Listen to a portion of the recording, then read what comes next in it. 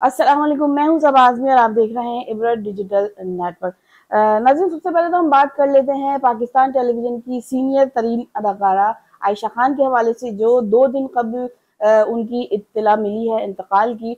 अफसोसनाक बात तो ये है कि जिन हालात में उनका इंतकाल हुआ वो मतलब जितना भी उसकी मजम्मत की जाए वो कम है। वो काफ़ी सीनियर अदाकारा थी पीटीवी की। उन्होंने पीटीवी के बेशुमार ड्रामों में लाजवाल किरदार अदा की, जिसमें अफशा, आँच और पता नहीं कितने ऐसे ड्रामे हैं जिनमें उन्होंने शाहकार रोल जो है वो प्ले किए।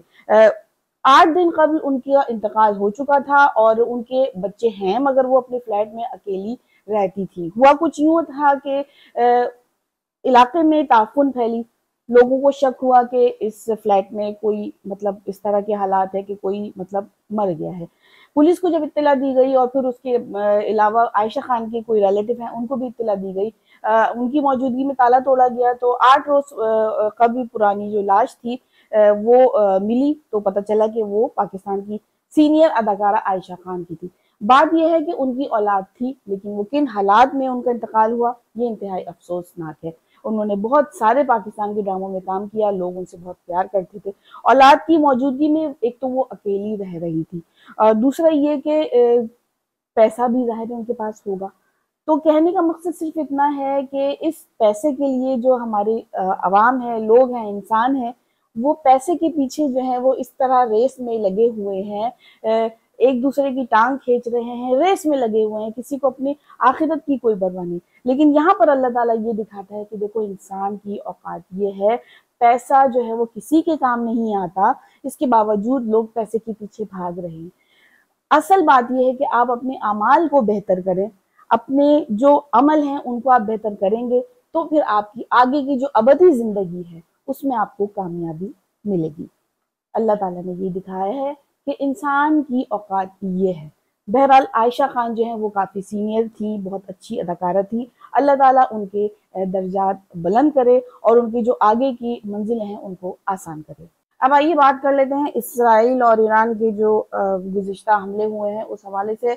इसराइली हमलों के बाद तेहरान की जानिब से ये ऐलान सामने आया है जिसने दुनिया को चौंका दिया है, और इसके असरात सिर्फ खित्ते ही में नहीं बल्कि आलमी सतह पर भी पड़ सकते हैं। ईरान ने ऐलान किया है कि वो न्यूक्लियर नॉन प्रोलिफरेशन ट्रीटी यानी एनपीटी से दस्तबरदार होने पर गौर कर रहा है। ये धमकी जो है ऐसे वक्त में सामने आई है जब इसराइल ने ईरान की फौजी और जौहरी तनसीबात पर तारीखी नौइयत के हमले किए, जिनमें कई जौहरी साइंसदान, स्कॉलर्स और आला फौजी अफसरान जो हैं वो मारे गए हैं। तो आखिर ये एनपीटी है क्या? ईरान क्यों इससे निकलने पर गौर कर रहा है? और अगर ऐसा हो गया तो दुनिया पर इसके क्या असरात मुरतब होंगे? सबसे पहले तो ये समझ लेते हैं कि ये एनपीटी है क्या। एनपीटी यानी न्यूक्लियर नॉन प्रोलिफरेशन ट्रीटी एक आलमी मुआहिदा है जिसका मकसद दुनिया में एटमी हथियारों के फैलाव को रोकना है, एटमी तवानाई के पुरअमन इस्तेमाल को फरोग देना है और एटमी ताकत रखने वाले ममालिक को असलहे की दौड़ से बाज रखना है।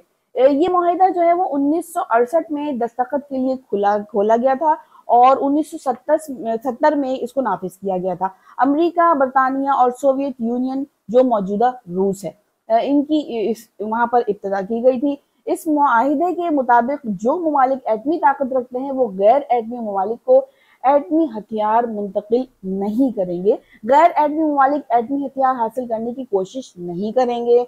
तमाम दस्तखत कुनंदगान को पुरअमन एटमी तवानाई के हुसूल का हक हासिल होगा, बशर्ते कि वो अक़वाम मुत्तहिदा की एटमी निगरानी एजेंसी IAEA की निगरानी को कबूल करें। एनपीटी में दर्ज एक शिक के तहत कोई भी मुल्क जो है वो गैर मामूली हालात की सूरत में 3 माह के नोटिस के साथ इस मुआहिदे से अलग हो सकता है। हमारे चैनल को लाइक करें, सब्सक्राइब करें और शेयर कर लें। मिलते हैं फिर किसी नए टॉपिक के साथ, तब तक के लिए अपना ख्याल रखिएगा। अल्लाह हाफ़िज़।